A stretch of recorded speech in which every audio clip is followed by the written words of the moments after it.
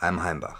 In the past few weeks I had the opportunity to spend some time with the new KOMA Elektronik Field Kit Effects, a prototype version of it. I helped KOMA Elektronik make some sounds for the Kickstarter.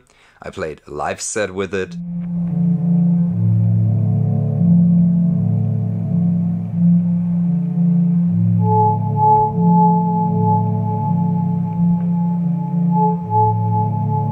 And I went out into the Tempelhofer Flugfeld using the Strom portable power solution and recorded a few videos. I want to show you some of the techniques that I used in these tracks and give you an idea what I think about the field kit effects.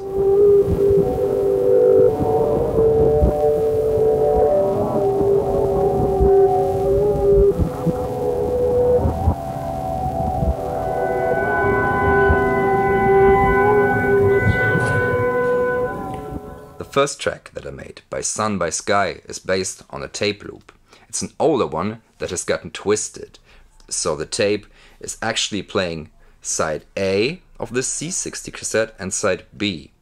So this is not a loop cassette, I just recorded two loops onto it and onto both sides.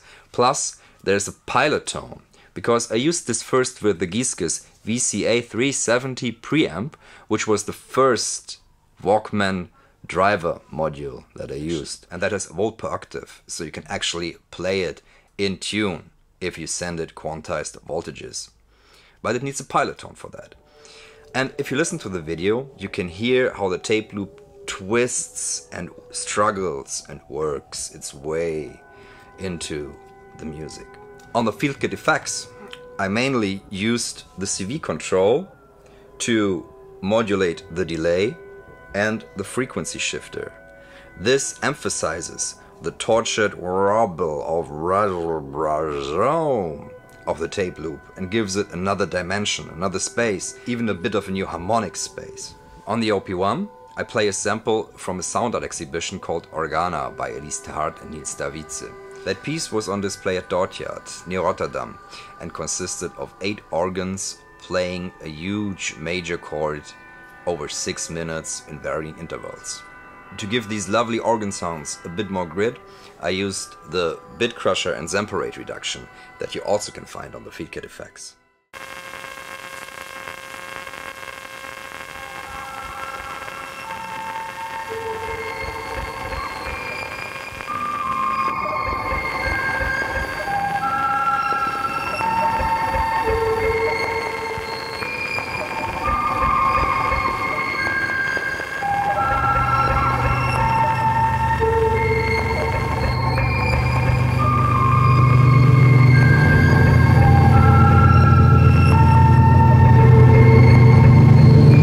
The second track, All the Wrong Stations, basically keeps the patch I used on the field kit effects and also as a tape loop.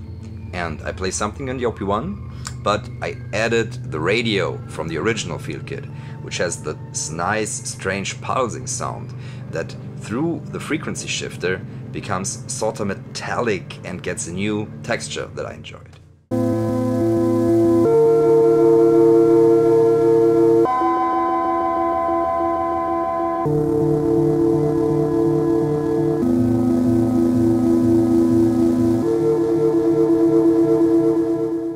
Progressions, the last track, is my personal favorite. I had already given up on recording because it had started to rain and I was packing up. I didn't want the only prototype to get drowned. But then sun came back up, at least a little bit, and I decided to do one more piece. This time using the Tocante Fasci. I made a patch that's simple, but it employs one of the most lovely techniques I found with the field kit effects. That is, using the Rolodex, the CV section you can see here, to sequence the delay speed. This way you can get from one note new harmonies because it pitches it up and pitches it down. And I just put 2 fingers on the Tocante and it started generating all these new melodies. That is something that they were sometimes in tune, sometimes out of tune, sometimes they sound like Boards of Canada, sometimes they sounded like Stockhausen. It was something unexpected, which I loved. So what do I think about the field kit effects? In short, I love it, and I'm not getting paid to say that. It simply offers so much in such a compact package. A spring reverb, a PT2399 delay, which I love since ages, a tiny CV sequencer, and these OP1-like frequency bit shift crusher effects, a tiny looper. There's so much in there in a format that I completely enjoy. All the functions on the field kit effects are nicely laid out, and the way that your modulation is applied is genius. It's pretty much perfect for what I use it for.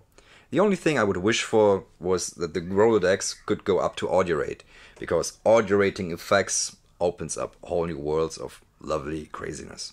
So that's it for my video on the field kit effects. If you have any questions, leave them in the comments below. I also have a new tape out on ultraviolet light blue. It's called Violent Forms. Check out the video.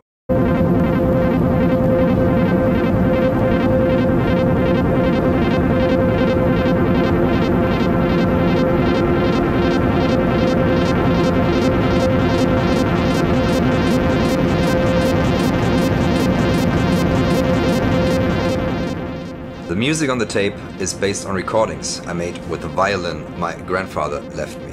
I recorded just a few notes into the Quantus Mark II and used control voltage to make these seem endless and always shifting and moving.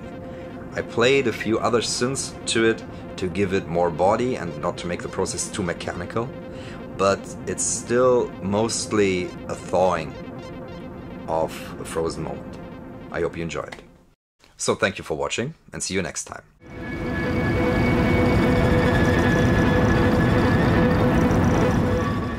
The coolest thing about the field kit prototype is you have to jumpstart it using these two cables, like braking the car.